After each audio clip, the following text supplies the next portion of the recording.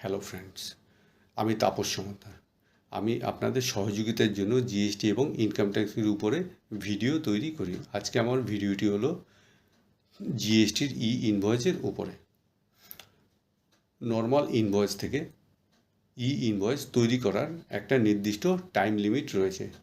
এই টাইম লিমিটে গভর্নমেন্ট একটা চেঞ্জ করেছে, আর তার উপরেই আজকে আমার এই ভিডিওটি। আপনারা জানেন বিজনেসের টার্নওভার 5 crore উপরে হলে আপনাকে ইনভয়েস জেনারেট করতে হয়। তো যে পার্সন ইনভয়েস জেনারেট করার জন্য লায়াবেল থাকে, তিনি প্রথমে তার বিজনেসের একটি নর্মাল ইনভয়েস তৈরি করেন। এই নর্মাল ইনভয়েস থেকেই তিনি ইনভয়েস জেনারেট করেন, অথবা আইআরপি অর্থাৎ ইনভয়েস রেজিস্টার পোর্টালে এটাকে রিপোর্টিং করেন। তো নর্মাল ইনভয়েস থেকে ইনভয়েস তৈরি করার যে টাইমলাইন, এখানে গভর্নমেন্ট একটা চেঞ্জ করেছে। প্রথমে নিয়ম ছিল,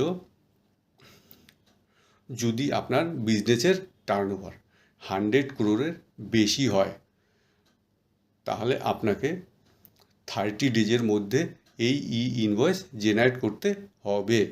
অর্থাৎ নর্মাল ইনভয়েসের ডেট থেকে ইনভয়েস জেনারেট করার যে গ্যাপ, সেটা 30 ডেজের মধ্যে আপনাকে হতে হবে। কিন্তু গভর্নমেন্ট এখন যে নিয়ম চালু করেছে সেটা হলো, যদি আপনার বিজনেসের টার্নওভার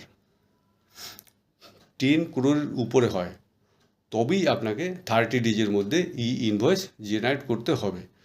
তার উপরে পোর্টাল আপনাকে ইনভয়েস জেনারেট করতে অ্যালাউ করবে না।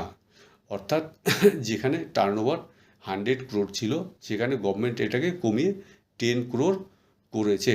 কিন্তু ইনভয়েস জেনারেট করার যে টাইমলাইন 30 ডেজ, সেটা একই রেখেছে। কিন্তু আপনার টার্নওভার যদি 10 crore নিচে হয়, তাহলে কিন্তু আপনি 30 ডেজের পরেও ইনভয়েস জেনারেট করতে পারবেন। তো ফ্রেন্ডস, এই নিয়ম এখনই আপনার জন্য অ্যাপ্লিকেবল হচ্ছে না। এই নিয়ম আপনার জন্য অ্যাপ্লিকেবল হবে 1/4/2025 থেকে। তো ফ্রেন্ডস, যদি আমার ভিডিওটি ইনফরমেটিভ মনে হয়, তাহলে অবশ্যই লাইক এবং সাবস্ক্রাইব করবেন। ধন্যবাদ।